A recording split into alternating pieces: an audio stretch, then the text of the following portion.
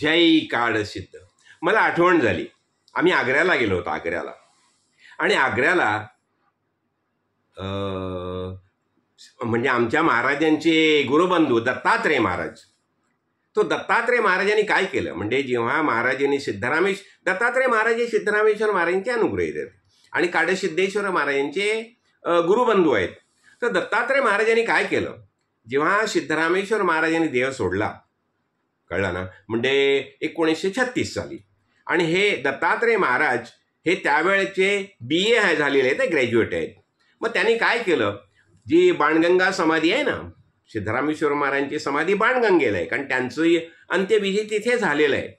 मग तिथून त्याने माती घेतली, माती, कळलं ना, आणि ती माती घेऊन ते आग्र्याला आले. आणि आग्र्याला आल्यानंतर यमुनेच्या किनारी, कळलं ना, ते झालं आग्र्याला त्यांचं हे वास्तव्य चाललं होतं.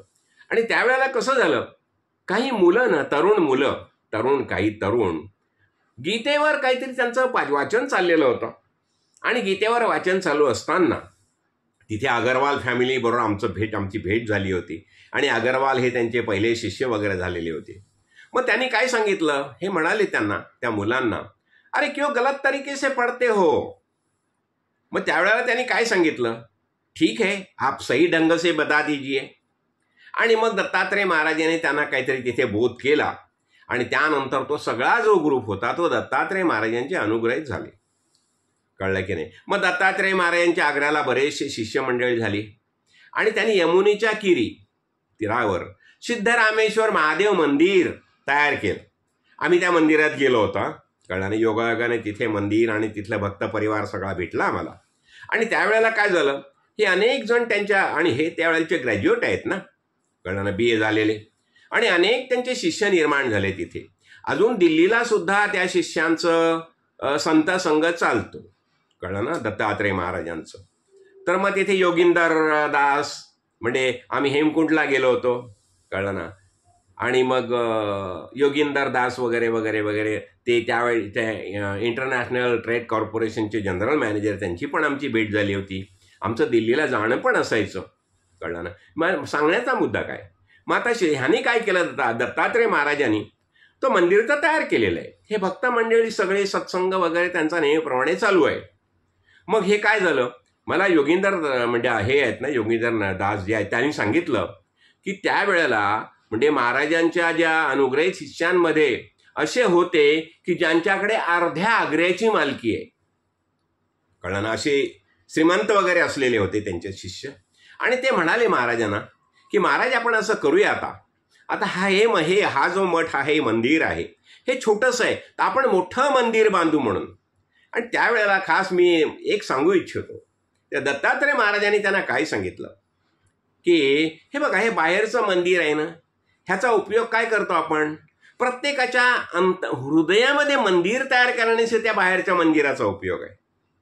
आणि म्हणजे प्रत्येकाच्या हृदयामध्ये मंदिर तयार करणं म्हणजे काय, तो निश्चय पक्का करणं, मी आत्मा आहे हाच निश्चय होणं म्हणजे झालं, आपल्या हृदयामध्ये मंदिर तयार झालं, कळलं ना. जेव्हा आपला निश्चय होतो मी आत्मा आहे, मग परमेश्वर कुठे आहे, बाहेर कुठे, आपल्यामध्ये बसले की.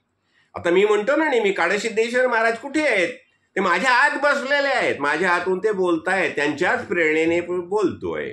म्हणजे त्यांनी सांगितलं ना की प्रत्येकाच्या हृदयात मंदिर तयार करणं हे बाहेरच्या मंदिराचं कार्य. आणि त्यांनी सांगितलं की मला वाटतं ते कार्य झालेलं आहे, तेव्हा आपल्याला मोठ्या मंदिराची आवश्यकता नाही. आणि त्यांनी दुसरं मोठं मंदिर बनवण्याची परवानगी दिली नाही, लक्षात घ्या. म्हणजे एक इथे मला काय सांगायचं आहे, ठीक आहे मंदिर जरूर बांधा, त्याबरोबर मला काहीच म्हणायचं नाही आहे, पण नुसतं मंदिर बांधण्यापेक्षा त्या मंदिरामध्ये संत संघ व्हायला पाहिजे, कळलं ना. संत संघ व्हायला पाहिजे, वेद उपनिषद ज्ञान चर्चा व्हायला पाहिजे. नुसतं मंदिर पूजेसाठी किंवा दक्षिणेसाठी मंदिराची आवश्यकता नाही, कळलं ना. नुसत्या पूजेसाठी पण आवश्यकता नाही आहे, तिथे ज्ञान चर्चा व्हायला पाहिजे. वेद उपनिषद अनेक प्रकारचे अशा पद्धतीने तिथे कार्य व्हायला पाहिजे, कळलं ना. नुसतं मंदिरामध्ये त्या मूर्तीची पूजा तेवढाच हेतू नसावा.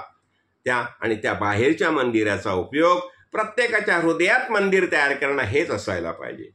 ते कळलं ना. म्हणजे मी काय सांगतो की कशी परंपरा आहे बघा. म्हणजे सिद्धरामेश्वर महाराज म्हणा, कडसिद्धेश्वर महाराज म्हणा, भाऊसाहेब महाराज म्हणा. अहो, जेव्हा भाऊसाहेब महाराजांना सांगितलं की महाराज तुम्ही काहीतरी लिहा ना, पुस्तकं लिहा ना, तर भाऊसाहेब म्हणाले, भाऊसाहेब महाराजांनी सांगितलं का पुस्तकं कशाला लिहायची?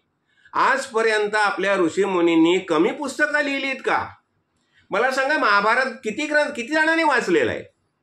म्हणजे इतके भव्य आणि दिव्य ग्रंथ आपल्या संग्रही असताना त्याचं आपण कधी वाचन करत नाही. त्या भाऊसाहेब महाराजांनी काय सांगितलं, असे आजपर्यंत अनेक ग्रंथ लिहिलेले आहेत, पण त्यामध्ये कोण प्रवेश करतोय? त्या मला असं नाही वाटत की ग्रंथ लिहावा म्हणून. म्हणजे भाऊसाहेब महाराजांनी ग्रंथ लिहिला नाही, काहीच लिहिलं नाही. त्यांनी प्रबोधन केलं. सांगण्याचा मुद्दा असा, हे बाहेरचं मंदिर आहे, बाहेरची मंदिरं कशासाठी? आपण ज्ञान प्राप्त करतो कशासाठी? आपल्या हृदयामध्ये मंदिर तयार करण्यासाठी. आणि म्हणून कडसिद्धेश्वर महाराज म्हणायचे, अरे आम्ही जिथे बसू ती सिद्धगिरी. आणि म्हणून तर सिद्धगिरी मठ आहे ना. अहो, तो मठ सोडूनच ते आले होते आणि शेवटी त्या मठावर गेलेच नाही. म्हणजे बघा महापुरुषांचा दृष्टिकोन कसा असतो. कारण सर्वाभूती भगवत भाव हेच ज्ञानाचं मुख्य लक्षण. आणि महाराज म्हणायचे, अरे आम्ही सिद्ध आहोत आणि जिथे बसू तिथे सिद्धगिरी निर्माण करू. हे सामर्थ्य सद्गुरु कृपेने आपल्याला सगळ्यांना प्राप्त व्हावं ही श्रीचरणी प्रार्थना. जय जय रघुवीर समर्थ. जय कडसिद्ध, जय कडसिद्ध.